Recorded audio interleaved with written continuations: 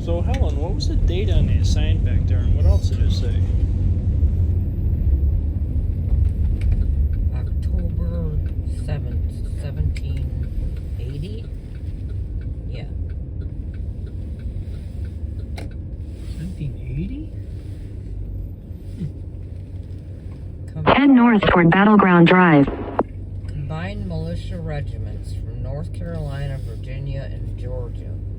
Over mountain riflemen from present-day Tennessee. The Patriot forces at the battle. Head east toward State Route 705. Mountain.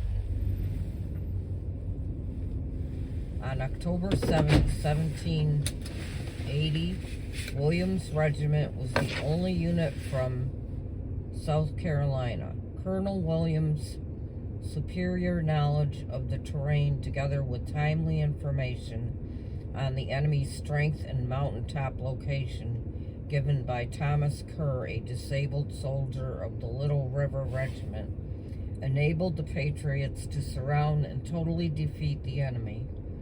Patrick Ferguson, the British commander, was killed. Colonel Williams was mortally wounded in the battle and died the following day, October 8th. Thomas Jefferson viewed Kings Mountain as the turning point in the War for Independence.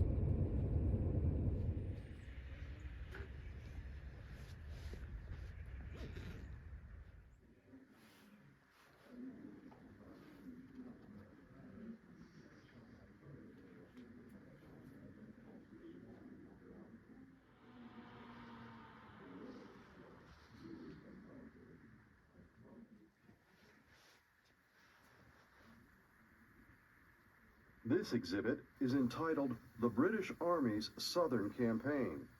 Before you is a life-sized background battle scene of a dozen riflemen in drab farm clothes and shrouded in smoke, crouched and firing to the right.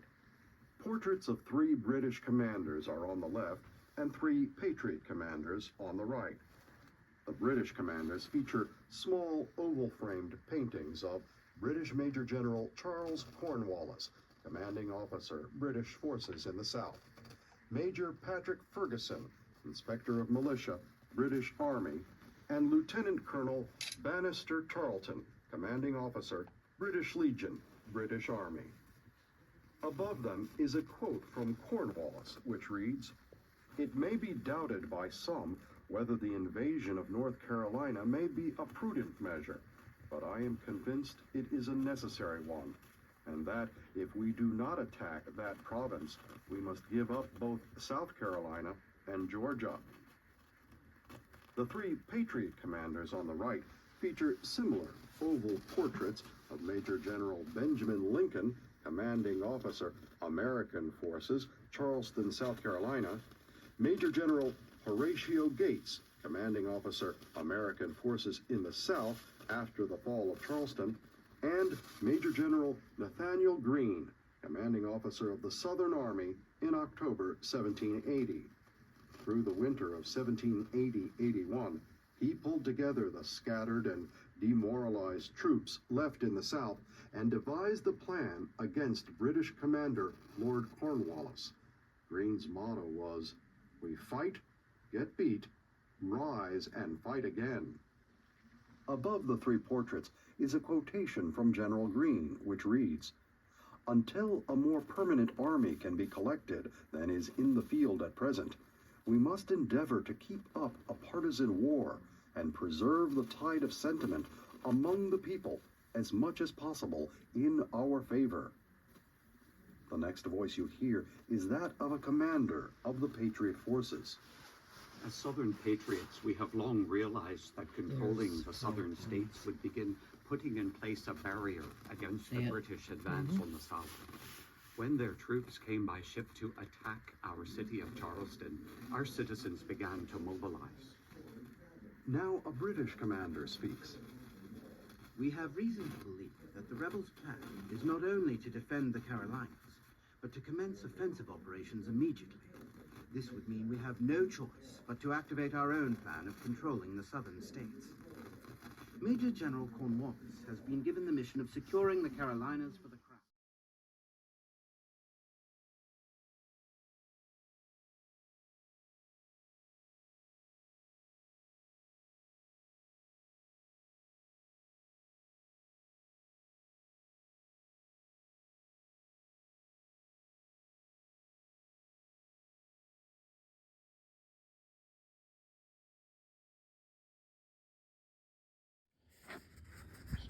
So I've finished the sealer on this.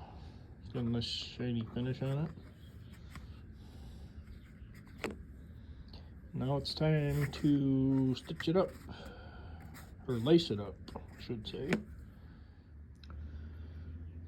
So when you're lacing, to get a good lace pattern, you have to keep everything straight, not twisted. You see that there's a pattern there. With the rawhide lacing, you'll end up with a smooth side, the back, rough side, smooth side, rough back side, smooth side, and so on.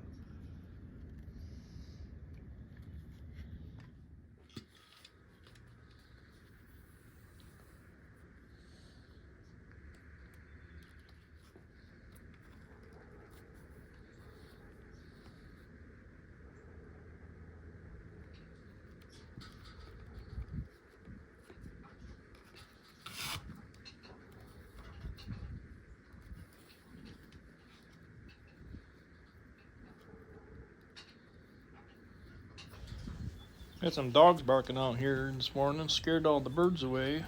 There were some nice songbirds going singing a little while ago.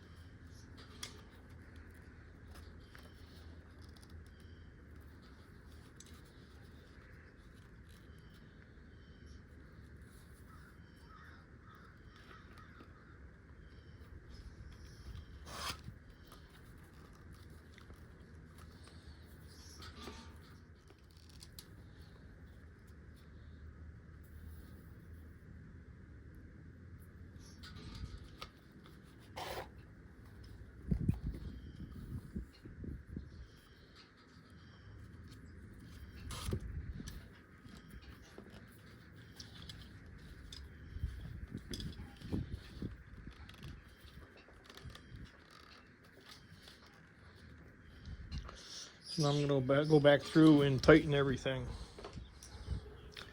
Grab onto these with a pair of needle nose. Pull it tight. Pull this one tight.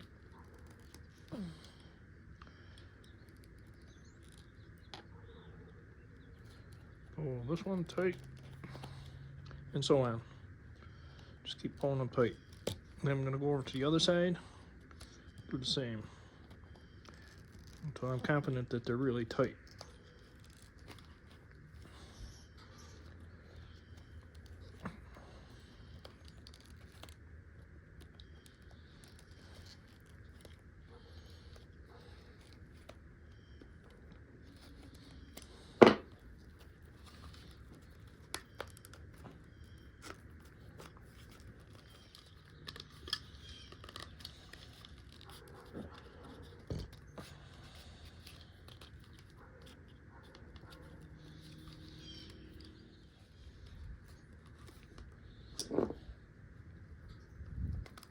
Just keep working them tighter and tighter.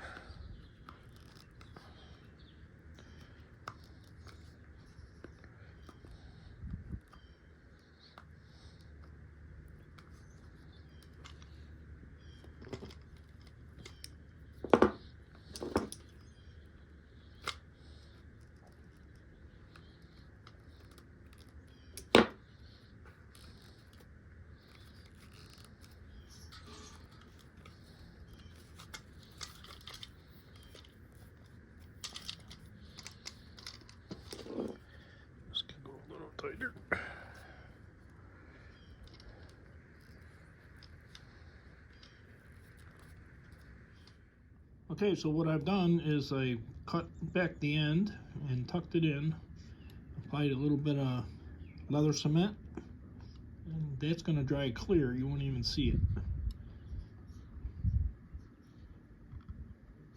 So this one's just about done. As soon as that dries, I'll call it finished.